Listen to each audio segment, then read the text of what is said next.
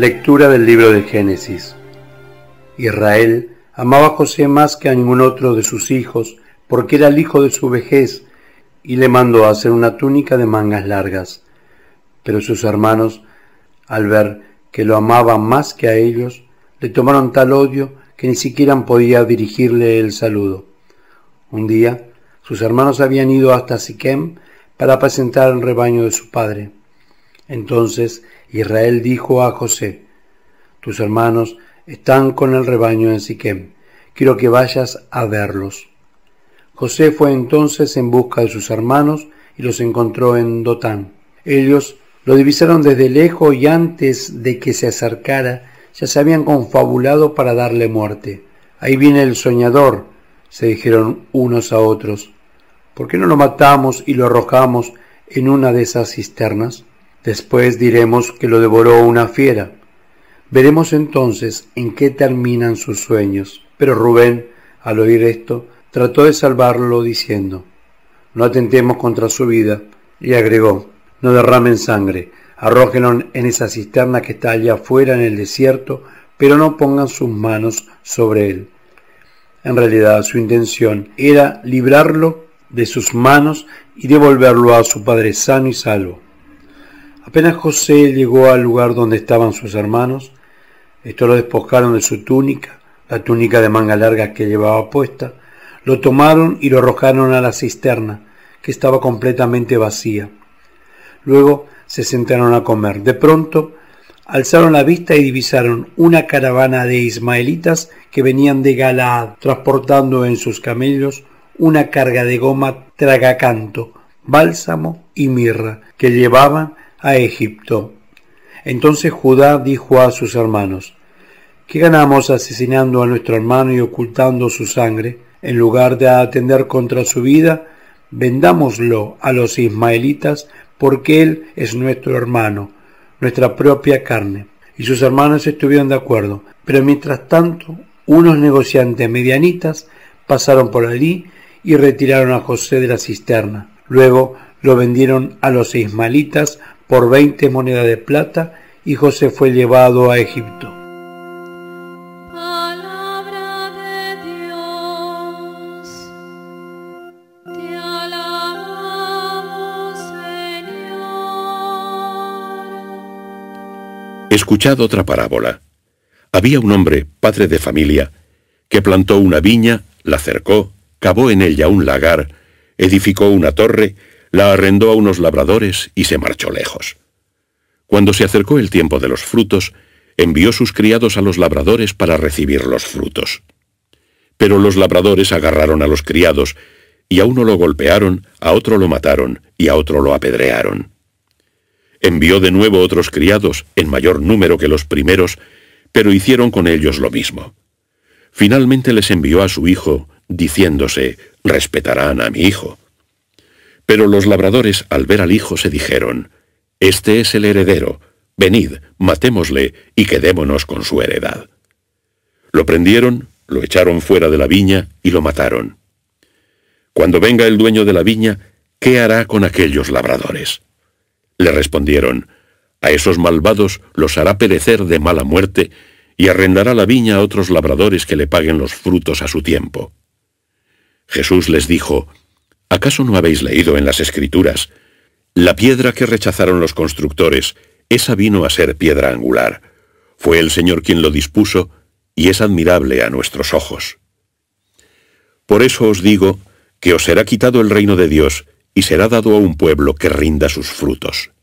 Al oír los príncipes de los sacerdotes y los fariseos sus parábolas, comprendieron que iba por ellos.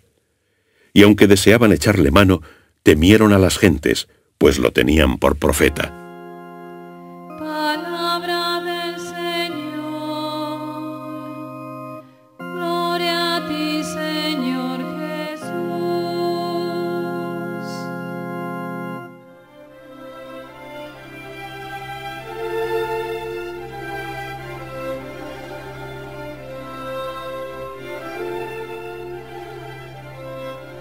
José, en la primera lectura tomada del libro del Génesis, y el hijo del dueño de la viña en el Evangelio, son dos personajes que resultan odiosos.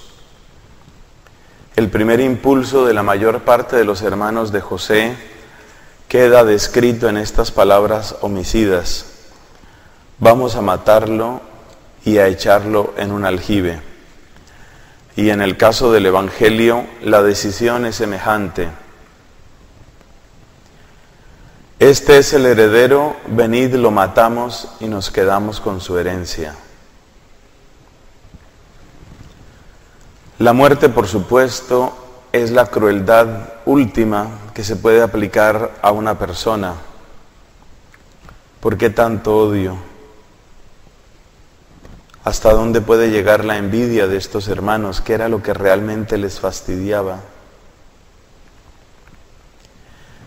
A ellos les fastidiaban los sueños de José. Ahí viene el de los sueños.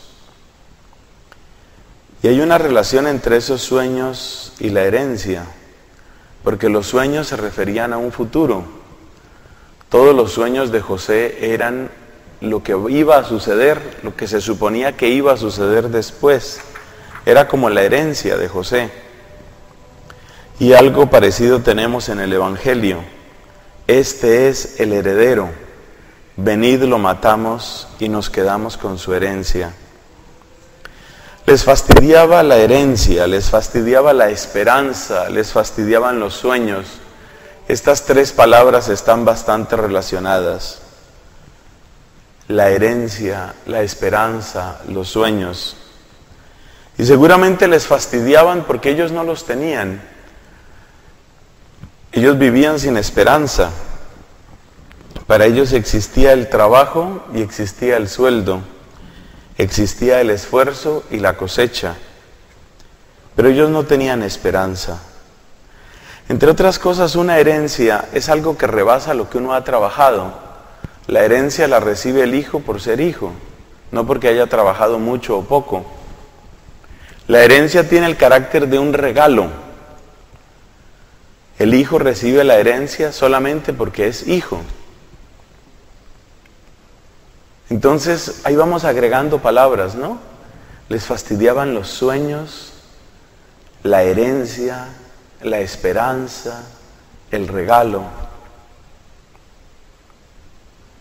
¿Cuál era el mundo? Tratemos de entrar por un momento a la mente, al mundo de esos hermanos de José. ¿Qué era la vida para ellos? ¿Cómo se imaginaban ellos las cosas?